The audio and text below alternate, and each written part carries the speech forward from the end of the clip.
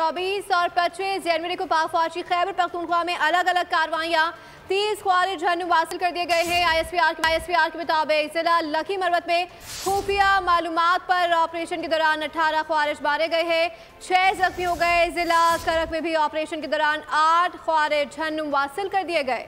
बाग में तीसरी कार्रवाई के दौरान 4 ख्वारिज को जहन्नुम वासिल कर दिया गया है। मारे गए ख्वारिज के कब्जे से असलहा और गोला बारूद भी बरामद किया गया है। नुमाइंदा खसूसी बोल न्यूज़ हमारे साथ मौजूद है, सलमान अवान डिटेल्स देंगे। सलमान, आगाह कीजिएगा 24 और 25 जनवरी के ऑपरेशन पर क्या डिटेल्स आ रही है करक से? जी बिल्कुल, आज और कल की ये कार्रवाइयाँ हैं और ये बड़ी कामयाबी है जो सिक्योरिटी फोर्सेस को इन 3 कार्रवाइयों के नतीजे में मिली है। 30 खारजियों को जहन्नुम वासिल कर दिया गया है जबकि मुतअद्दिद जख्मी हुए हैं।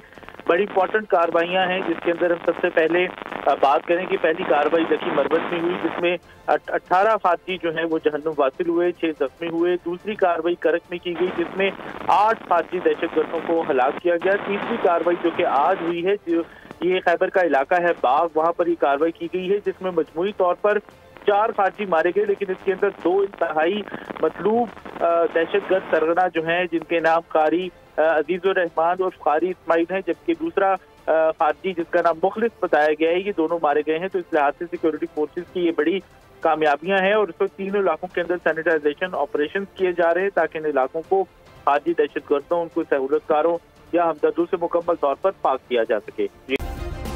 सब्सक्राइब करें और बेल दबाएं ताकि कोई खबर रह न जाए।